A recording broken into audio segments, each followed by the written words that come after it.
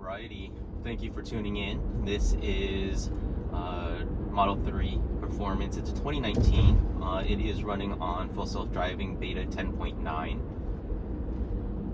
And this is the first time I'm running it going to work. And so we'll see how well it does. There's going to be a little bit of traffic with school letting out here. As if you watch any of our prior videos, I set it so it goes 5% over the speed limit. So here on this road, speed limit is 40, it's going to go 42. Going this direction, usually I do take over and change it so that it'll go straight instead of going down this small road right here. But I think what I'm going to do this time is just let it go the way that it wants to go, and we'll see how well it does. I'm going to go ahead and pull up this screen here,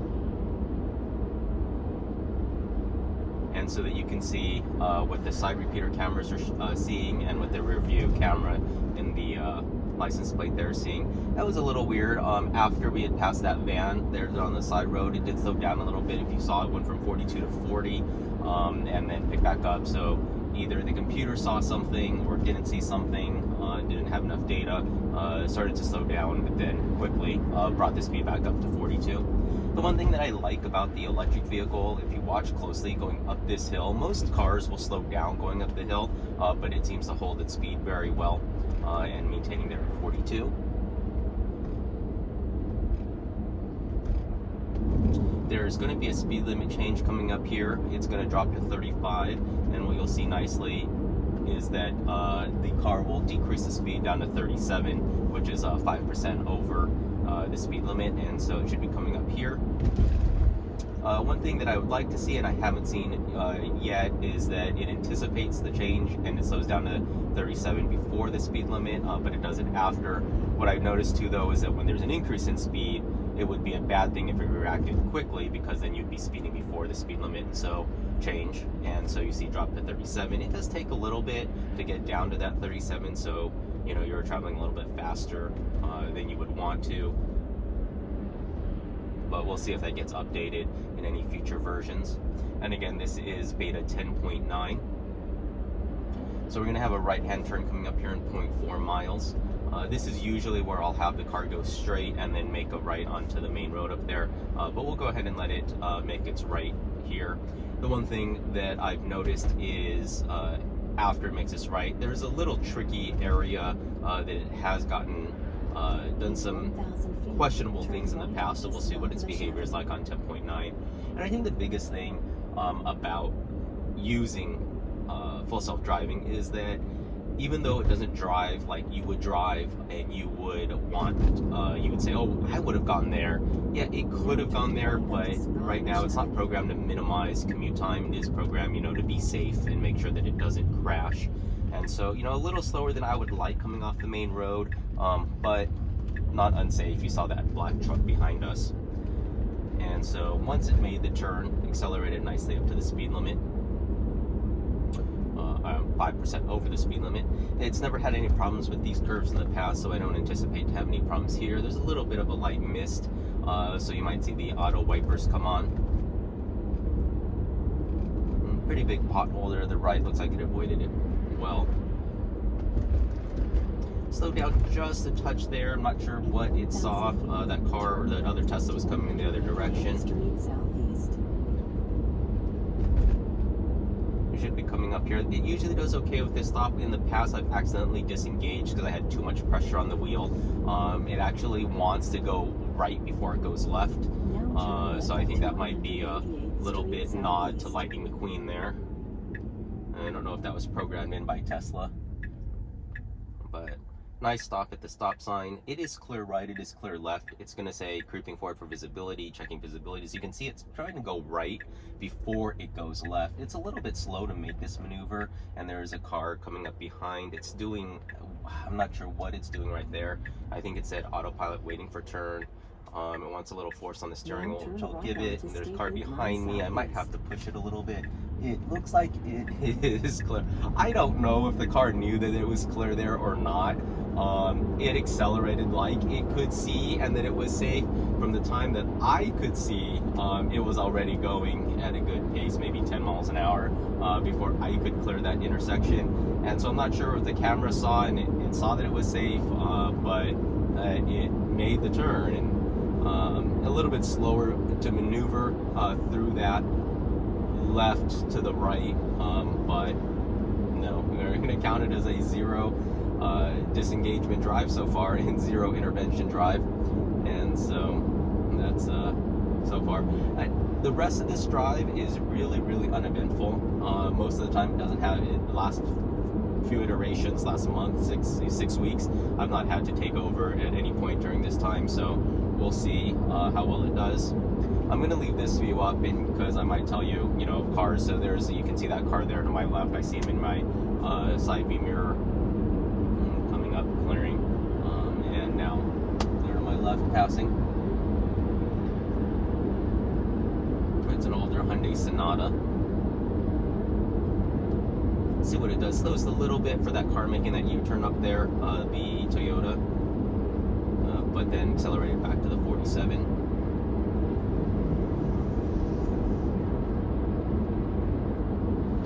And so I always have my hand on the steering wheel. I'm always ready to take over, but I am just applying a little bit of torque to the steering wheel so it knows that I am, that my hand's on the wheel. I'm always paying attention to the cars around me, what's left, what's right, what's behind me, so that if the car decides that it wants to make a lane change, I'll know whether it's safe or not. I do rely on my mirrors a lot, so you won't see me turning my head over my shoulder to make lane changes. I think if you look in your mirrors enough, that you'll be able to tell whether it's safe or not safe. Car pulling out in front of us from the gas station, and then going quite right. So we had a little bit of a slowing because he came out front and then went back up to 47. So a little bit brake, but again, I might not have slowed down normally in that situation, but I understand that the car is programmed to be safe, and so it's going to slow down because that car didn't pull in front of us and accelerate. It pulled in front of us and then slowed down. That might explain why this car slowed down a little bit more than I would have if I was driving. So in about a mile here, we're going to have a freeway on-ramp. The freeway on-ramp, it actually does a really good job as long as it's on the city driving stack. It's nice. It usually does a great job with the turns and the speed through the curves. When it was on the highway stack, it did not do as good of a job, definitely not as smooth, so we'll see how well it does. I haven't really seen any regressions from prior versions, so as we've gone up from 10.5 to 10.7 to 10.8 to 10.8.1, now to 10.9, I haven't seen any regressions where it's done something worse than it has in the prior iteration, although I know that that's always a possibility. And so usually my first drive on the new software, I am definitely more cautious and making sure that I am a little bit more cognizant. Although from my last videos I told you, as things have gotten better, it has sort of gotten to the point where you just trust that it's going to do the right thing, and it does do the right thing so far 100% of the time for me. Obviously that there's that 0.000001 or that it might do the wrong thing, and so you always want to make sure that you're ready to take over. And so about a quarter of a mile here, we'll have a right-hand turn onto the freeway. It usually does a good job of signaling and moving over into the lane that it needs to be in to get on the freeway, and then usually does a good job with the turn. So we'll see.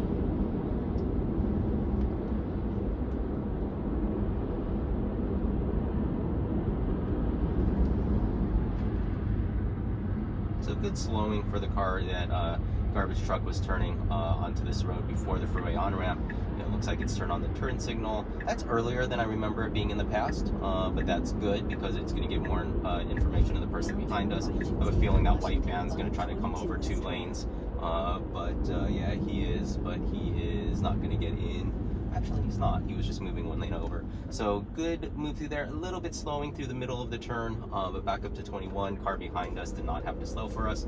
Good speed through here at this turn, 31. The line is not quite the line that I would take, but again, it's staying in the lanes, staying within the lines, and doing a good job. And so accelerating up to speed limit. A little bit more farther left than if I was if I was driving, but still perfectly safe maneuver. It's gonna merge on over here onto the freeway. It's clear to my left. Nobody. The car that was in this lane, that SUV there, has moved over one lane to the left, and so that Chevy will be passing us there. This car, as I said earlier, is set to be 5% over the speed limit, and so it won't go over 5. So this is an interesting move. It is going to try to pass this this Ford van here and go up to 63. If I had set it to be higher, you know, it's going to pass a lot faster. But because I'm only allowing a maximum speed of 5% over, we're going to get to 63. And then it's going to do exactly what I thought it's going to do. It's going to come back in behind him because it's realized that it's not going to pass him going that speed, and then bring us down to 58.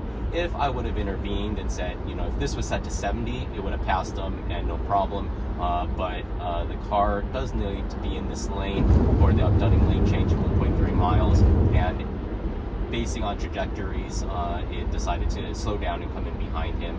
This will be an interesting maneuver. We'll see this Toyota 4Runner pulling on in front of us here. 59, holding 59, and perfect. I think getting a harsh slowing, a little bit of slowing there, obviously, as we get closer. I believe I'm set at 5 following distance. And so, I'm set at 4 following distance. Yeah, before when it was using the radar, I had been set at 3 and was very comfortable at 3. At some point I switched to 5 when it went to vision only stack, just to give myself a little bit more time to react if I needed to. And I must have got comfortable at some point and changed it to 4. I'm sure I'll probably get down to 3 at some point. But at 4, I've not noticed any problems on the freeway with cars cutting in front of us or cutting us off. It seems to be a good following distance. So we're going to have a merge here on 405 South here. It has not had any problems. I think a long time ago, maybe 3 or 4 months ago, there was an issue where it had me take over for some reason, but I've not seen that behavior since that one instance that I think was uploaded on a prior video. And so it actually does a really good job on this interchange. The speed limit posted there is 50, but it does set to 55 usually, so it'll slow us down to 55, so max of 55 there. But obviously if the cars in front of us are going slower than that, then it's going to go slower, which that white Transit Ford van is going a little bit on the slower side, but very comfortable turn here on this interchange, and keeping the nice center of the lane. And then it usually starts accelerating about now to get up to the speed limit, and we'll go from here. We'll see a truck passing us here on the right. And so usually it does keep this lane. Keeping this lane actually seems to be faster. For some reason, these cars in this left lane merging on tend to go a little bit slower, and usually everybody sort of vacates this lane. And so if you stay in this lane, you tend to pass a lot more vehicles than if you try to move over one lane. I guess if you moved over 2 lanes like that Tesla Model S did in front of us, then you'll get farther ahead. But for the most part, you know, you're just letting the car navigate safely. And that's the biggest thing that I've noticed is, you know, when I used to drive and be responsible, I would do exactly what that Model S would do. I would move over 2 lanes as quickly as I could to get over to the faster lane to, you know, get up to the speed that I wanted to drive. But now that the car is driving, you know, I let the car drive, you know, and say, is it safe? There's a good speed. It's safe to make this lane change to the left, and so the car is going to go ahead and do that. And so if you see that white Bell Red Ford van there, if that van was not in front of us, that lane would be faster because you would just accelerate up to 63 and you would have passed this truck here. But because that Bell Red van is going at probably 58 miles an hour, he's slowing that lane of travel down.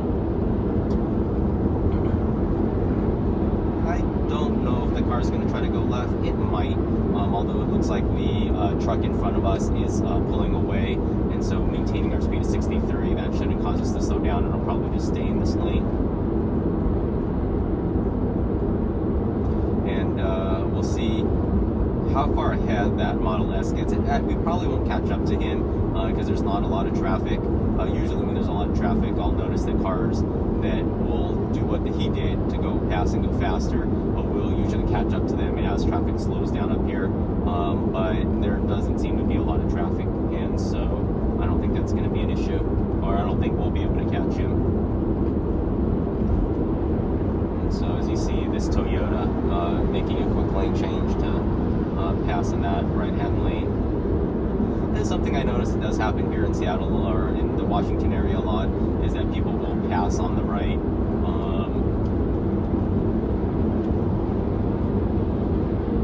In my opinion, not the safest thing to do. And so obviously this truck is going, 61 miles an hour. It'll be interesting whether or not the car decides to move one lane over to the left. I suspect that it will, and it's going to be clear. And so there it goes. It's decided, okay, it's clear. We follow this truck long enough. Let's go ahead and pass him. And so we move over into the passing lane, long distance between us and the truck behind us. I'm pretty sure as soon as we clear this truck, it's going to be moved back right over to the right, which is the nice thing to do. This far left lane should be used for passing, not for cruising. So, yep, the car did exactly what I would have done too, and moved over past the truck that was moving slower, and then vacated the passing lane so that Ford truck back there, right there, is going to be able to just accelerate and go past us, although he decided to follow us into this lane. And we'll see if he stays behind us or he moves one lane over to the right. Oh, goes back left to go ahead and pass, and so he'll go by there.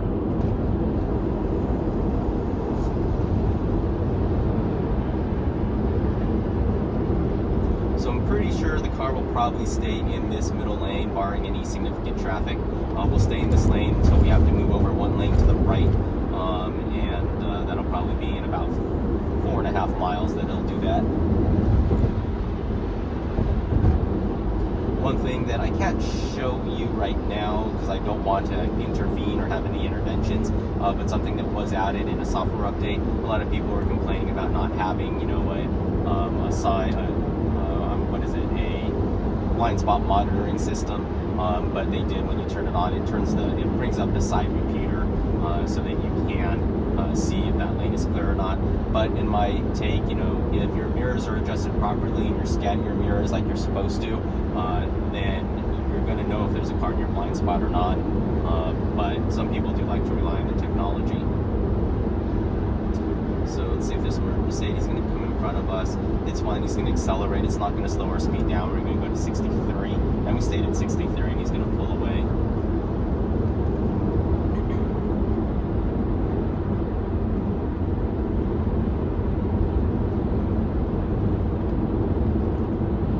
And what I've noticed, before when I was driving, I'd be driving and want to always be in the fastest lane. It's interesting. There is a cop, a police officer up here to the right with flashing red lights on. A lot of times it will say slowing for emergency vehicle lights. The police officer seems to be a little bit far off. He's not on the main freeway. He's on the exit/on ramp, and so I don't think it's going to respond to it, but we'll see. I don't see any warnings popping up, but you can see the flashing lights. Yeah, I have a feeling because it's not in the lanes of travel, it's not going to respond, and yeah, we don't get any sort of displays here.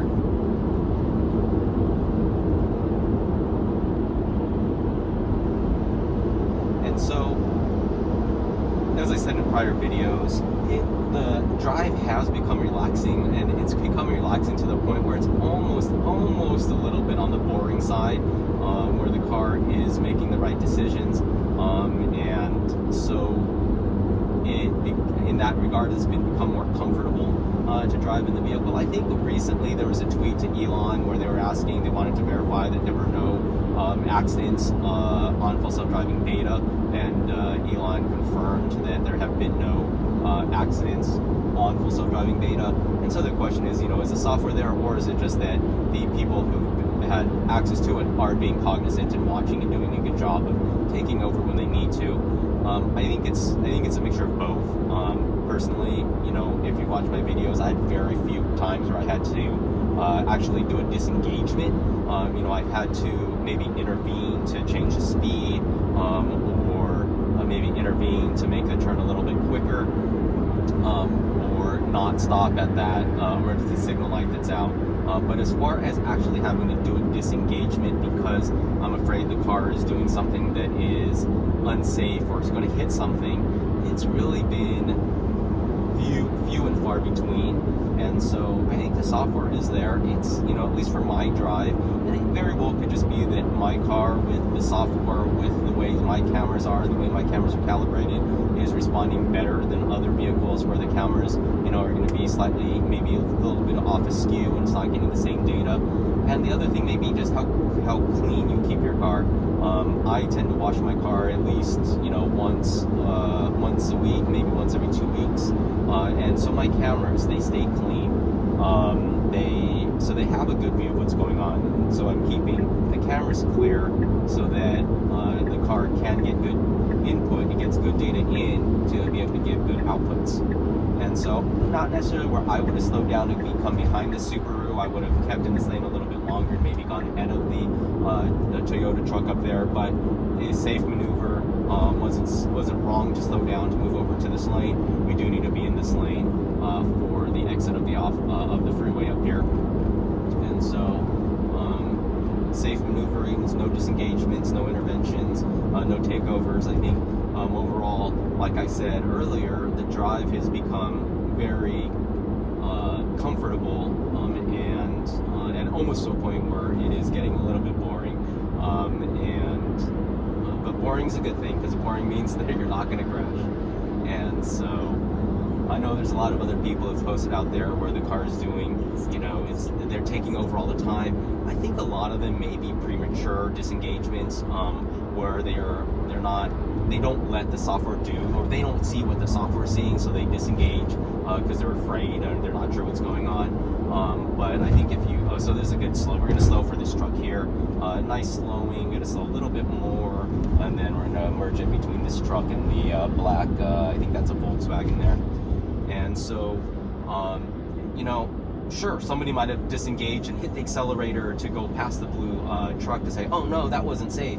But you let the car do what it needs to do, and it's going to slow down. It's going to slow down because if it's slowing down, then it can keep slowing down and stop if it needs to. If you're accelerating up to 63, and then now that I tell the car, oh, you can't go past 63, you may end up in the same spot as that truck and have nowhere to go and cause an accident.